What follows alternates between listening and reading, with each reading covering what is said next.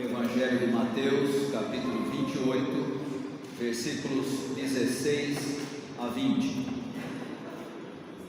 Os 11 discípulos foram para a Galiléia e chegaram ao monte que Jesus tinha indicado. E quando viram Jesus, o adoraram, mas alguns tiveram suas dúvidas. Então Jesus chegou perto deles e disse: Deus me deu todo o poder no céu e na terra. Portanto, vão a todos os povos do mundo e façam com que sejam meus seguidores, batizando esses seguidores em nome do Pai, do Filho e do Espírito Santo, e ensinando-os a obedecer a tudo o que tenho ordenado a vocês. E lembrem disto: eu estou com vocês todos os dias até o fim dos tempos. O texto que nós acabamos de ler é praticamente uma conclusão feita por Mateus para todo o seu evangelho e, ao mesmo tempo, o envio que Jesus faz aos seus discípulos para que eles continuem a missão ou o ministério de Jesus no final do seu período na terra. Ele tinha sido aquele que trouxe a mensagem do reino de Deus, ele tinha mostrado a vontade de Deus para as pessoas, ele já tinha sido entregue à morte, tinha sido ressuscitado pelo Pai, tinha aparecido aos seus seguidores, e agora, quando ele volta para junto do Pai, ele deixa aos seus seguidores a responsabilidade de continuar a missão, de continuar o ministério que ele começou. E o texto que nós lemos começa de uma maneira bastante interessante, porque ele está bastante vinculado a uma compreensão que já vinha do Antigo Testamento, que é o fato de Jesus se encontrar com seus discípulos em um monte. O texto diz que ele mesmo indicou a eles qual deveria ser o monte em que ele se encontraria com os seus seguidores. No Antigo Testamento e em toda a tradição do Antigo Testamento, sempre a ideia da montanha ou de um monte era ligada ao local da Epifania, ou seja, o local em que Deus se revela ao seu povo. Você vai encontrar isso, por exemplo, na revelação de Deus no Antigo Testamento, quando ele dá a lei ao seu povo. Quando Deus chama Moisés e diz: vem cá, eu vou deixar para o meu povo a lei que eu quero que eles sigam. Onde é que isso acontece? No Monte Sinai. Se você acompanhou a discussão dos textos recentes aqui nos nossos domingos pela manhã, vai se lembrar que há poucos dias atrás nós falamos aqui de uma mulher que questiona Jesus, uma mulher samaritana, e Jesus diz: olha, não importa onde é que você vai servir a Deus, se é em Jerusalém ou no Monte Gerizim. Por quê? Porque para os samaritanos o Monte Gerizim era o local em que Deus estava mais próximo do seu povo. E aí nós temos então o Sinai ligado à lei, o Gerizim, o Monte Gerizim, que foi o lugar onde Abraão supostamente ofereceria Isaac como sacrifício.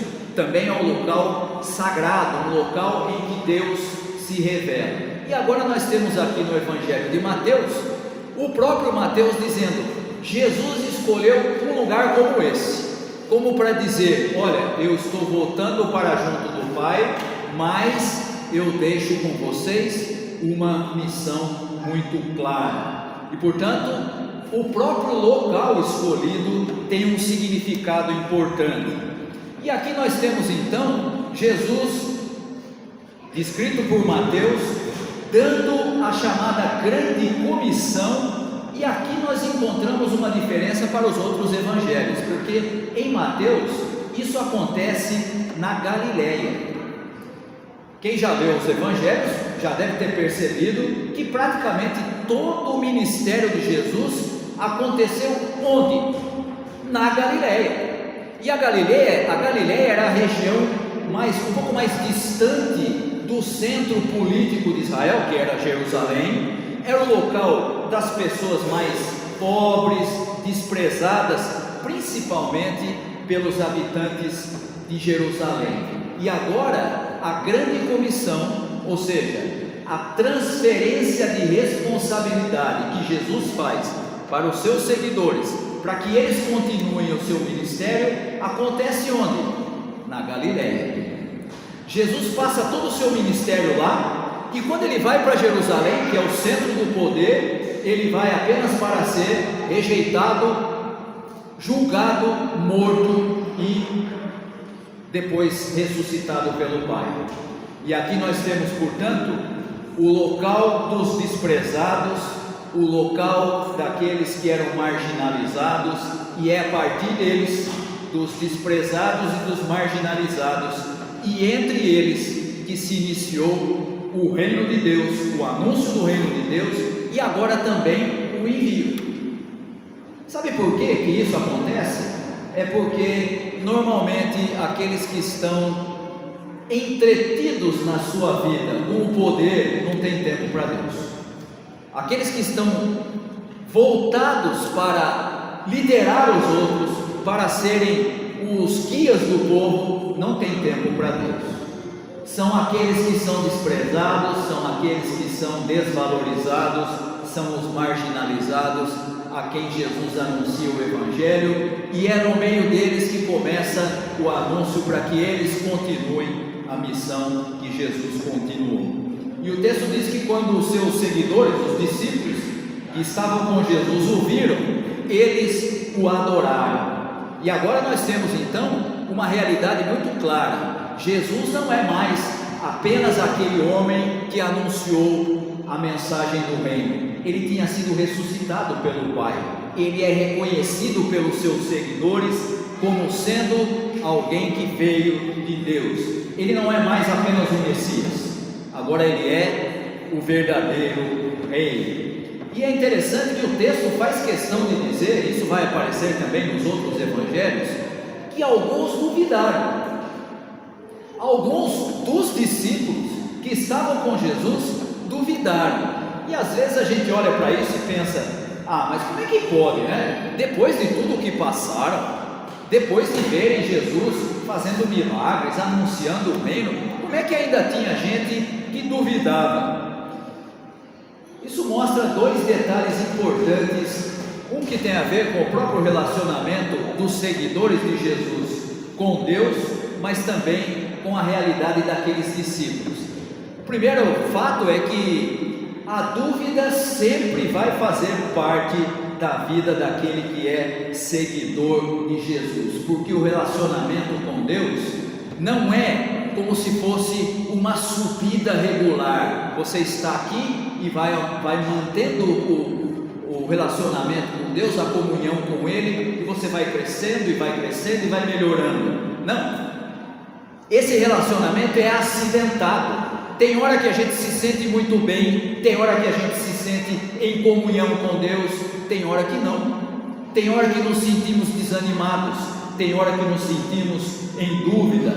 Essa subida não é regular, ela é sempre marcada, ora por confiança, ora por falta dessa confiança.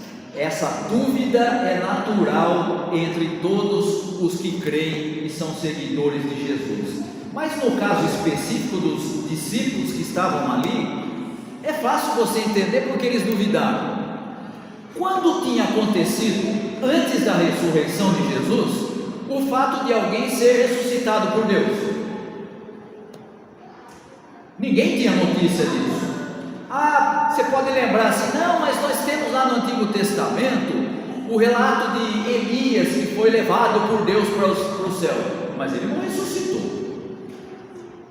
E nós temos até durante o ministério de Jesus ressuscitando a Lázaro, mas tem uma diferença: Lázaro morreu de novo e não ressuscitou. A ressurreição de Jesus é que era uma coisa inédita, era uma novidade, era natural que as pessoas olhassem e falassem: peraí, como é que é? O que é que Deus fez? Deus ressuscitou Jesus? Isso nunca tinha acontecido antes. Como acreditar nisso sem nenhuma dúvida? Essa era a realidade daqueles seguidores de Jesus, dos discípulos que estavam com eles. Por isso eles duvidaram. Mas aí Jesus, para tirar essa dúvida, ele faz a seguinte afirmação: todo poder Deus colocou em minhas mãos. Deus me deu todo o poder no céu e na terra. E agora o próprio Jesus revela a sua nova condição, a condição não mais de ser apenas o Messias, mas de ser o Senhor. Você vai encontrar Jesus deixando isso claro durante o seu ministério. Lembra-se numa ocasião em que Jesus cura uma pessoa e ele, em vez de dizer você está curado, ele diz assim: os seus pecados estão perdoados.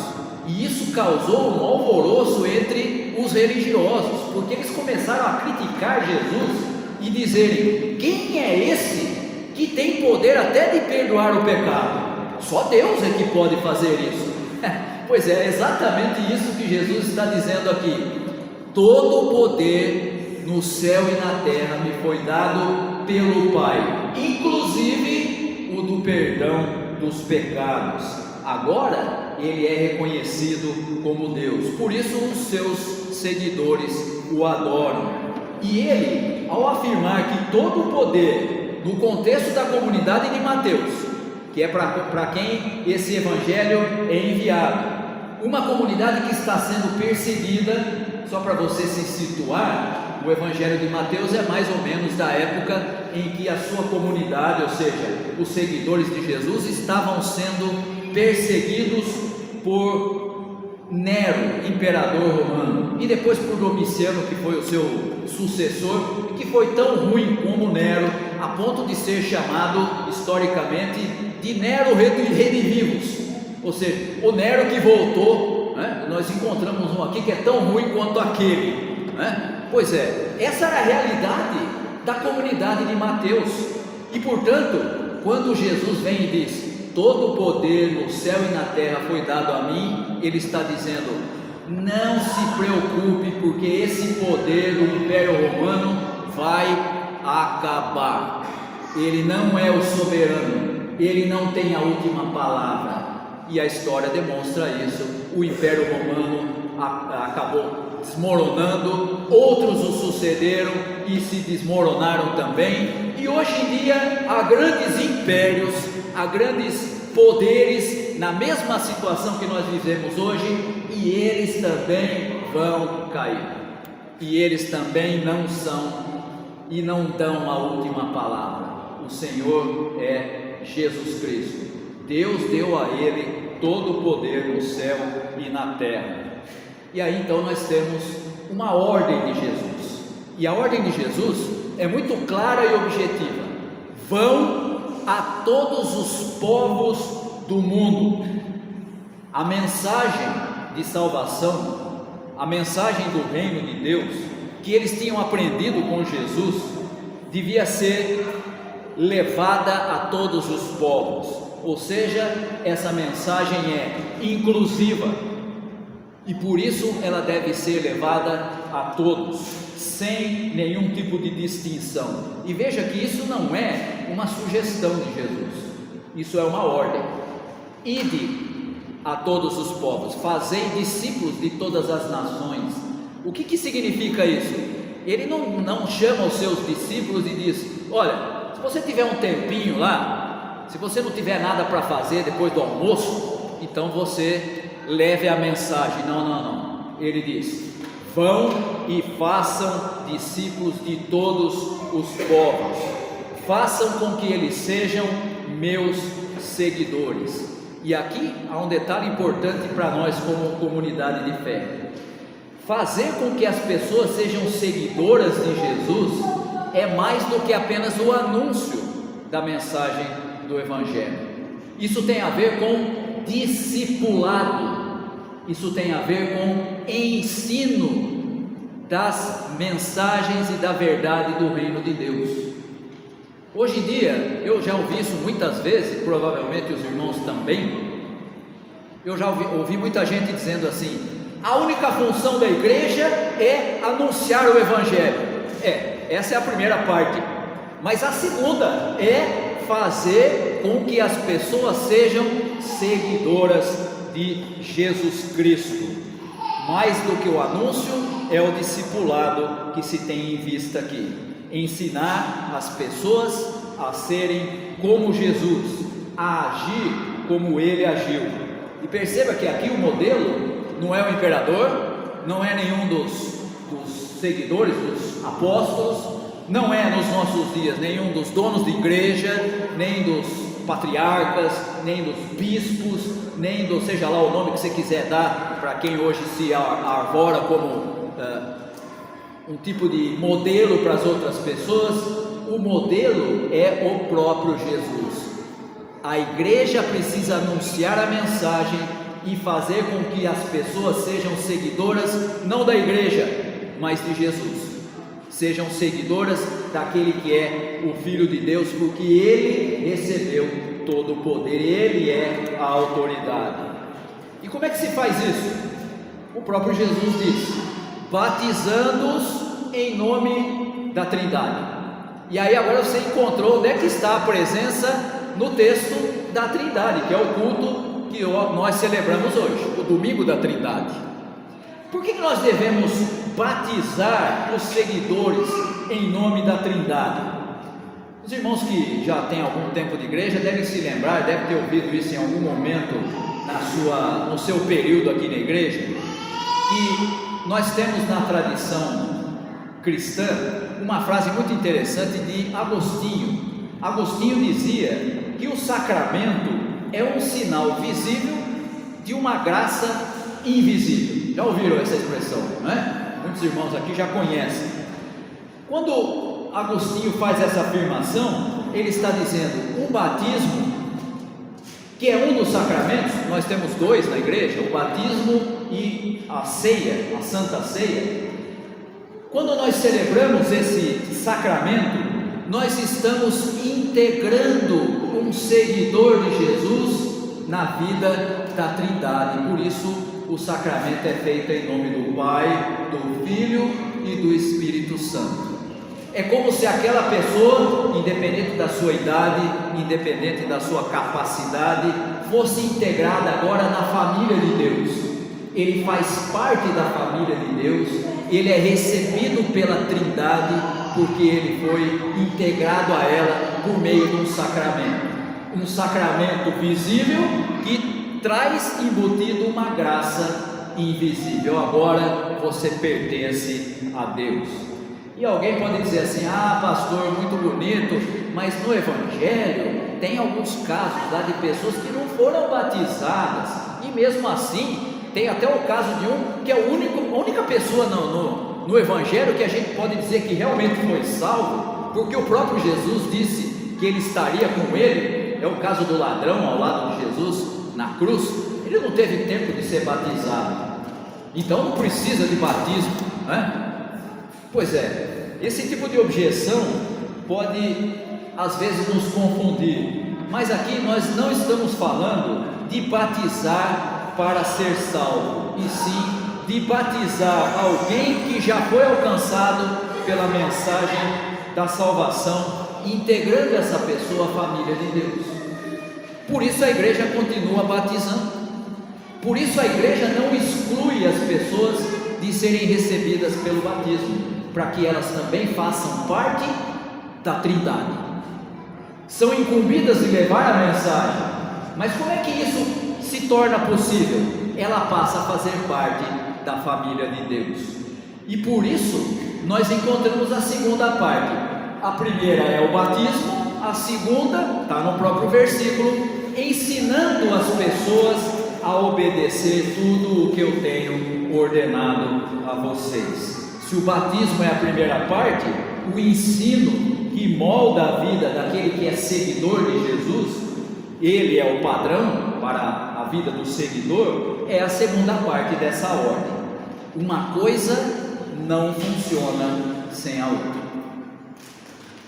Hoje em dia, o que a gente vê entre a vida das comunidades de fé é uma grande concorrência para ver quem é que tira a gente da outra igreja para trazer para aquela comunidade, dizer, está vendo como a minha é melhor do que a outra? Porque tem mais gente, porque está cheia, porque a outra não tem tanta gente.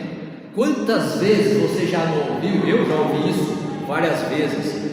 Olha, nós temos que ter muito cuidado, porque senão a nossa igreja vai fechar.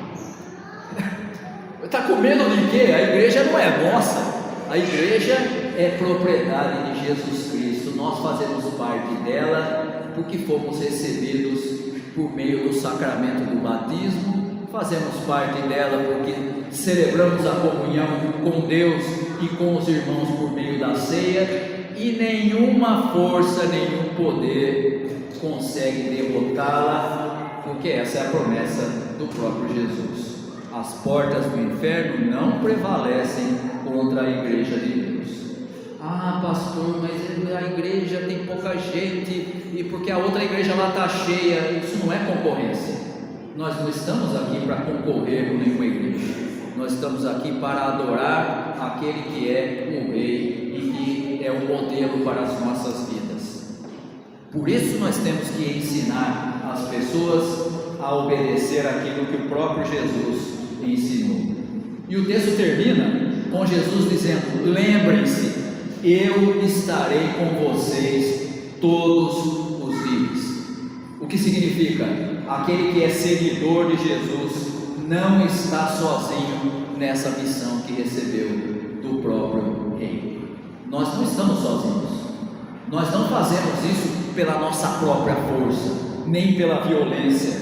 Nós somos dirigidos e orientados pelo Espírito Santo, que nos faz lembrar de tudo o que aprendemos a respeito de Jesus.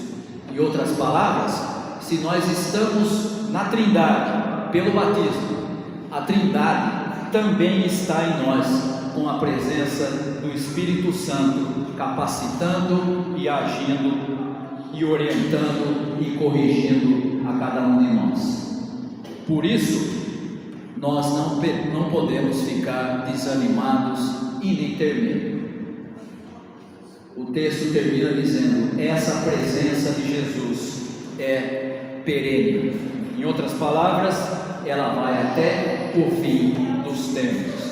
Não é uma presença temporária e nem eventual. Ela está tanto nos momentos de alta, quando a gente se sente bem e se sente em comunhão com Deus, como nos momentos quando a gente está em dúvida, como nos momentos em que a gente acha que não tem capacidade. Ele está conosco em todas as ocasiões. Isso deve nos dar a segurança que todo seguidor de Jesus precisa para não desanimar e não desistir. Ah, pastor, mas a gente trabalha, a gente faz, a gente anuncia, a gente participa e a gente não vê o fruto das coisas que nós fazemos. Não se preocupe. O próprio Jesus já tinha alertado. E Paulo disse de outra forma a mesma coisa: eu plantei, Apolo regou, mas quem dá o crescimento continua sendo Deus. Deus faz as coisas da maneira dele, no tempo dele. A nós, como seguidores de Jesus, cabe entendermos que fomos integrados na Trindade e que recebemos dele uma missão especial, uma missão que não desenvolvemos sozinhos, mas uma missão em que ele nos capacita, mas uma missão que está dividida em duas partes: batizar aqueles que são alcançados pela mensagem e fazer deles seguidores de Jesus. É isso que nós devemos fazer, é isso que nós devemos ser, que nós tenhamos a coragem de não apenas ouvir a ordem de Jesus, mas de obedecer. Que Deus nos abençoe. Amém.